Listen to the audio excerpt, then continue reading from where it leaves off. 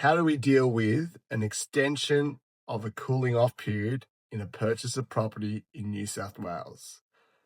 If you're sitting in a cooling off period and you need more time for an unconditional approval, more diligence to be done, or some more reports, as your solicitor or conveyancer, we can ask for an extension to the cooling off period. What we do is we will send an email or a letter to the vendor's solicitor asking them for an extension to the cooling off period.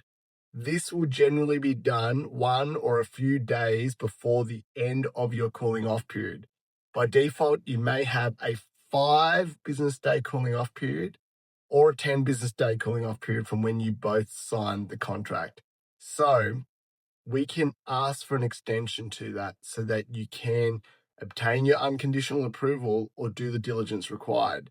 The vendor is not obliged to give you that extension. They may have an interdependent transaction like a sale of a property or purchase of property that might limit them being able to give you more time. But it's generally worth an ask, and you should run it past the agent too. But formalize it with your solicitor or conveyancer. So keep a track of the dates that are important to you as a purchaser or a vendor. A cooling off period is 5 business days by default. Do you need an extension as a purchaser? If so, speak to your broker or your lender, find out how much time you might need for finance or for a formal approval. Then speak to your solicitor or conveyancer and get that request in writing across to the vendors so they can consider it. If you don't get an extension to the cooling off period, you could be in hot water. What they may mean is that you need to make a decision whether you are willing to continue with the purchase 100% unconditionally, and that will mean you have to pay the remainder of the 4.75% or 9.75% deposit and go unconditional on the purchase.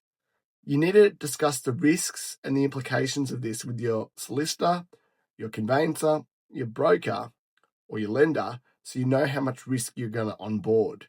So, in these moments before the cooling off period ends, it's important to consider your position. Have you been in this position before? Give me some comments on what you think about this process and how you've dealt with it.